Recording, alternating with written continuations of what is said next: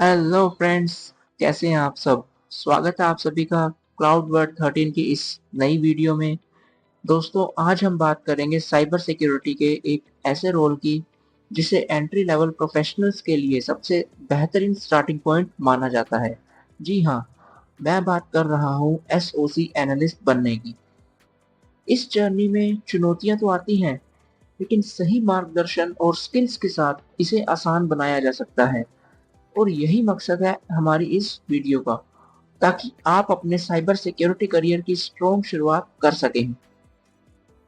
अगर आपने हमारी साइबर सिक्योरिटी रोड मैप वाली वीडियो नहीं देखी तो पहले उसे जरूर देखें, क्योंकि ये वीडियो उसी का अगला स्टेप है।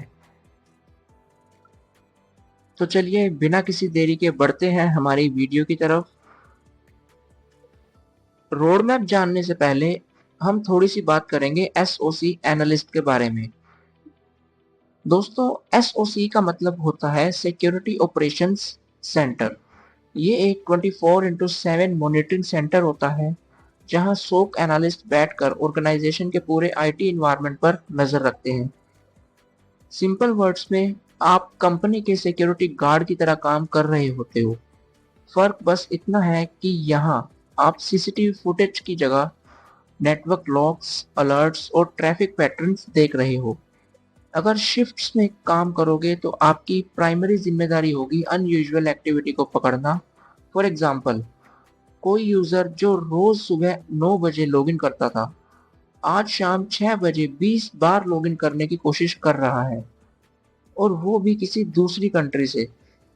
ये अनयूजुअल बिहेवियर है, और सोक एनालिस्ट का काम है इसे डिटेक्ट करना, इन्वेस्टिगेट करना और डिसाइड करना कि ये फॉल्स पॉजिटिव है या फिर एक रियल इंसिडेंट। तो ये थी सोक एनालिस्ट की एक छोटी सी डेफिनेशन। अभी हम बात करते हैं कि सोक एनालिस्ट की रिस्पॉन्सिबिलिटीज क्या होती हैं। एक सोक एनालिस्ट की 3 कोर रिस्पॉन्सिबिलिटीज होती हैं, जिसमें पहली है डिटेक्शन, जिसके अंदर सोक एनालिस्ट लॉग्स और अलर्ट से आइडेंटिफाई करता है कि कुछ सस्पिशियस एक्टिविटी हुई या नहीं। दूसरी रिस्पॉन्सिबिलिटी होती है इन्वेस्टिगेशन की, जिसके अंदर सोक एनालिस्ट को उस एक्टिविटी को डिटेल से एनालाइज करना होता है। और जो थर्ड रिस्पॉन्सिबिलिटी होती है वो है एस्केलेशन एंड रिपोर्टिंग, जिसके अंदर वो उस एक्टिविटी को अपने सीनियर एनालिस्ट तक ट्रांसफर करता है अगर वो एक्टिविटी रियल है तो। और इसीलिए सोक एनालिस्ट को आईज ऑफ द ऑर्गेनाइजेशन भी कहा जाता है। तो दोस्तों, अभी हम बात करते हैं सोक एनालिस्ट बनने के लिए हमें किन किन स्किल्स की नीड होती है। तो इस वीडियो में हम 3 मेजर स्किल्स को कवर करने वाले हैं, जिसमें से सबसे पहली स्किल है सिक्योरिटी टूल की नॉलेज होना। एसओसी एनालिस्ट का सबसे बड़ा हथियार होता है सिम टूल्स, यानी कि security information and event management. सारे नेटवर्क डिवाइसेस, सर्वर्स और एप्लीकेशन से लोग यही कलेक्ट होते हैं। इसके अलावा आपको फायरवॉल, ईडीआर यानी कि and point detection and response और एक्सडीआर जैसी टेक्नोलॉजीज की भी नॉलेज होनी चाहिए।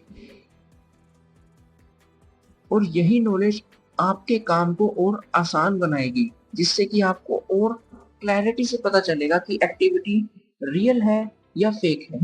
तो चलिए बढ़ते हैं हमारी दूसरी स्किल की ओर, जो कि है लॉग एनालिसिस।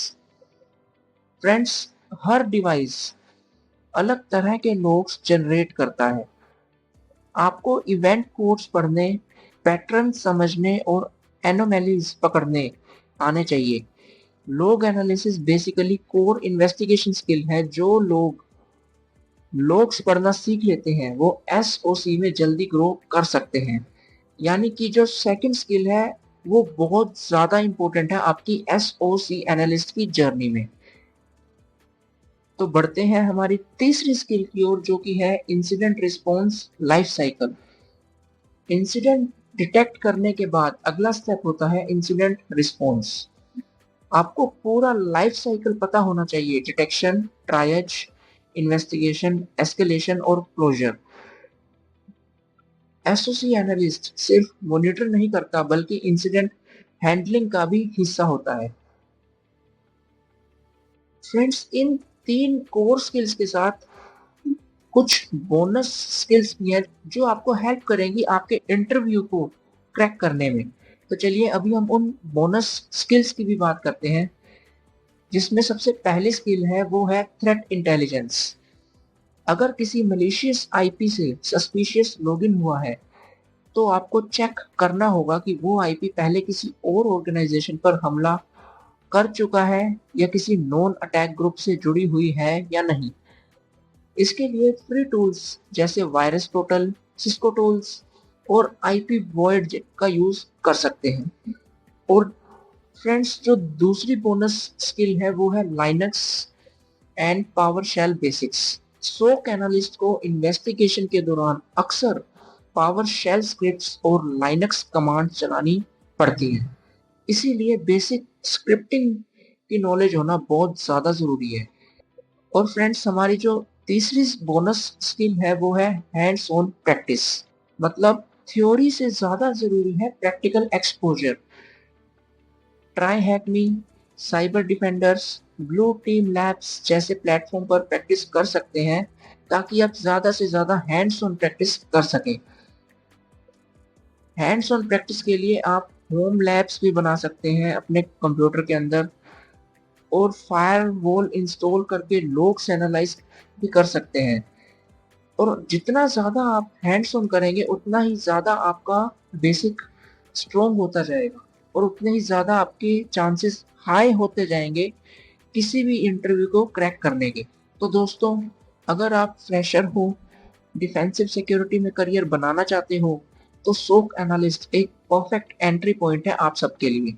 बस याद रखो, थियोरेटिकल नॉलेज के साथ हैंड्स ऑन एक्सपीरियंस होना बहुत ज़्यादा ज़रूरी है, जिसके लिए आपको लैब प्रोजेक्ट्स बनाने चाहिए और उनको गिटहब पर शेयर करना चाहिए। और इसी के साथ साथ आप इन्हीं प्रोजेक्ट्स को अपने सीवी में भी हाईलाइट कर सकते हो। तो फ्रेंड्स, ये थी आज की वीडियो। आई होप कि आपको ये वीडियो पसंद आई होगी, और अगर आपको ये वीडियो हेल्पफुल लगी तो कमेंट में ज़रूर बताइए कि आप अभी किस स्टेज पर हो, फंडामेंटल सीख रहे हो या सोक पाथ चुन रहे हो। और हाँ, चैनल को सब्सक्राइब करना बिल्कुल मत भूलिए और बेल आइकन को दबाइए ताकि आपको ऐसी ही और प्रैक्टिकल गाइडेंस वीडियो मिलती रहे।